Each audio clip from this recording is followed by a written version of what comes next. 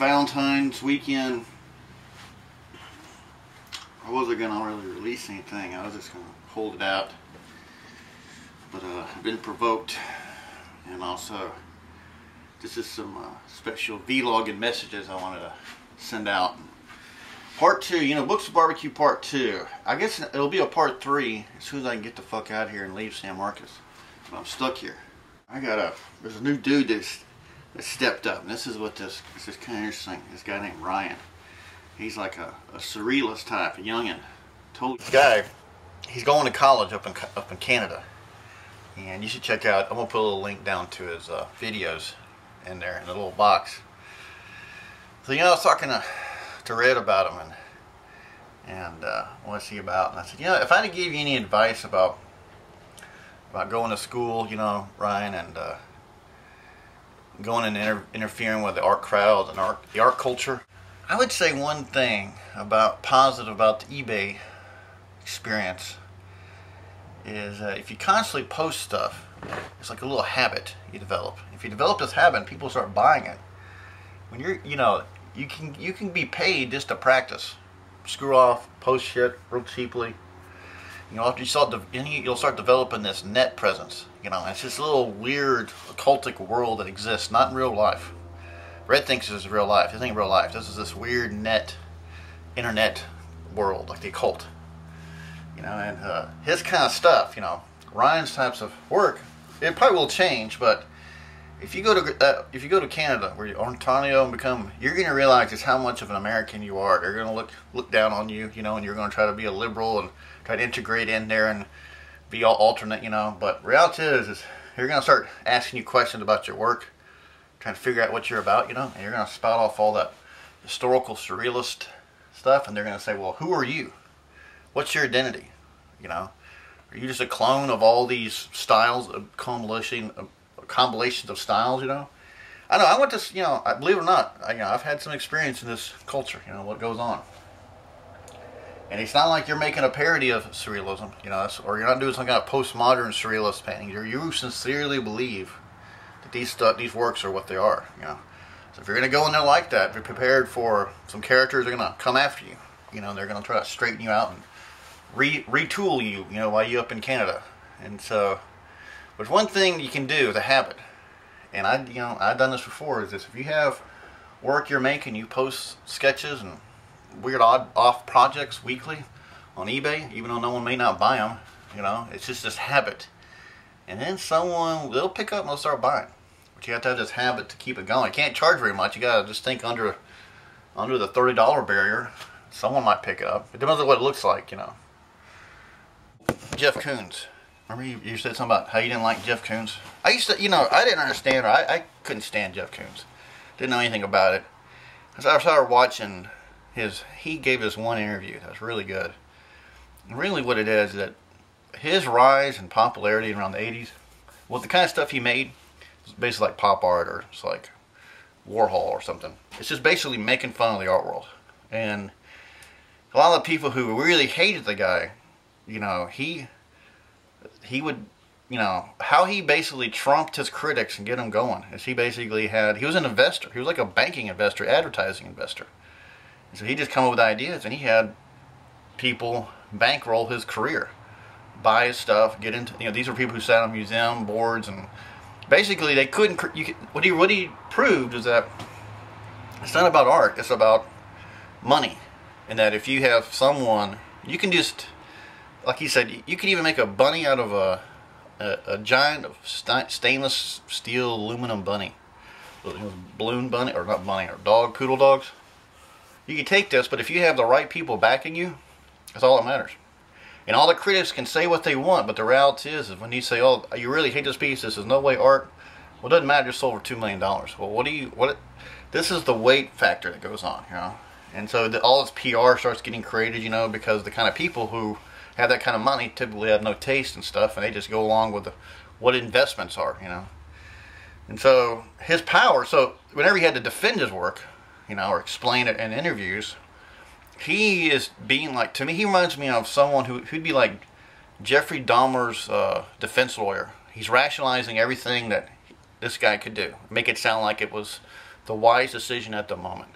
You know, why did he do these things? You know, and that's the way he operates. And when I listen to him, I just crack up. You know, he's a good bullshitter. I mean, there's some shred of truth to it, but is it believable? You see, and when you get in, see, Brian, when you go over there and get in school, they're going to be questioning when you're going to try to defend your work, explain, you know, all these things you've explained. They're going to buy it, and they're going to go after and attack your integrity. That's what it's all about, is your integrity to believe. You can be really crazy about it and flip out on them, but the reality is you got to know how to kick some major game out and know what the criticisms against you are, and sort of preemptively understand the strategy. You know, see, Jeff Koons was a master at this. He when he had people critiquing him, he went on about. There's one interview, he just did a masterful job. He's like basically making fun of the interviewer. And so the interviewer is taking him seriously because of the amount of sales and reputation he has. So they're trying to engage him as a serious interview. And it's really just a giant comedy routine where he is playing with their seriousness by being so serious that they look stupid by asking him questions, even though it's about something as silly as Michael Jackson and Bobo or something, you know. And so that's the comedy of the whole thing. It's total bullshit, but that's what whole art is. You know, art is comedy to me. You know, art is monkeys. You see, I mean, I think Ryan sincerely believes that stuff. You know, that's his history. Ryan's bringing that shit up. That's just how he functions as an artist. You know, and you know, I guess when I was about his age, I sincerely believed in stuff. I don't know what the fuck. I didn't start using comedy as art for a long time. I don't know. I don't know if y'all can see this here. You know, I had that other painting, you know, I posted on there. There's a little thing of red right there, Georgia red mud, and there's a monkey, and there's all these ladies here, and this guy, and they're like, fuck that chicken. Who can fuck that chicken? So he's in competition with the Jolly Chimp, who can fuck that chicken. It's like a little arena, you know, and they both grab who can fuck them the fastest, you know. And they're all laughing at him, you know, and cackling on. I want that guy to fuck a chicken, you know. So this is going to be my silly. Red, you going to fuck that chicken? This is going on eBay, Red. Whole world's going to see this. They're going to realize, you know, you think you can beat the monkey? That tricked you into making monkey paintings. The Jolly Chimp painting. I've been doing that stuff, but all of a sudden, you started basically copying me, taking my mojo. You don't want to copy the Jolly Chimp. It's like the monkey on your back. There it is. You see? Who's winning this game, huh, Red? You gonna fuck the chicken like that? There it is, Red. I'm gonna put that on eBay. The world's gonna see it. You don't know what's going. You'll figure it. Things will happen. You'll figure it out. But you know, it's real about that. But the reality is that, Ryan, you know, even though you might get turned off by all this negative banter from me and Red, making these maybe personal jabs or getting too weird about stuff. But see, you're on YouTube. You kind of like YouTube. You know, you like what goes on there. What's going to happen is that right after you go to college, or I bet you're going to be an art major in college up in Canada. I can only imagine the cost of that. So you're going to go, you're 21, 22, that's about right. You're going to go there this fall, move in over there, start painting and stuff.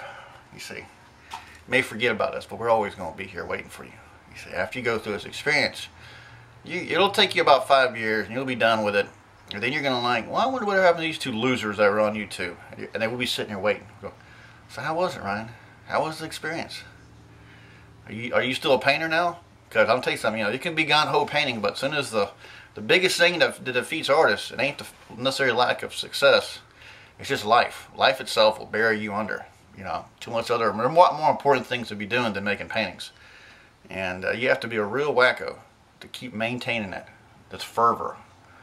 You know, it's like people are athletes. You know, they just keep doing it. You know, like they want to be a professional athlete. They'll be like 40 years old, still trying to be a track runner. You know, they don't realize that they're too damn old. It's just they ain't got to stand them anymore. So they get kind of sucked into the business of sports. You know, well, art's the same way. If you don't try to get employed by it, there's just some guy or some person out there making, you know, paintings of Jolly Chimps and Tapper games. You know. Do people like it? No, who knows? That's just the gamble. That's the gambling. Do you really want to gamble your respect with being a painter? It's a tough world. But me and Red are going to be here watching you. After you go to school and you're going to probably forget. I just say don't forget about it. See, what you should do is like, if you want to be total badass. Go to Canada, but keep this shit running. And always be secretly knocking little eBay projects off, chunking it out there, selling it for, hell, fucking for beer money, you know. And then people want to know, what the hell you doing? Why you where's this all this shit going? You're always mailing shit out all the time, you know. And they're gonna start realizing you got some kind of net experience. Here, let me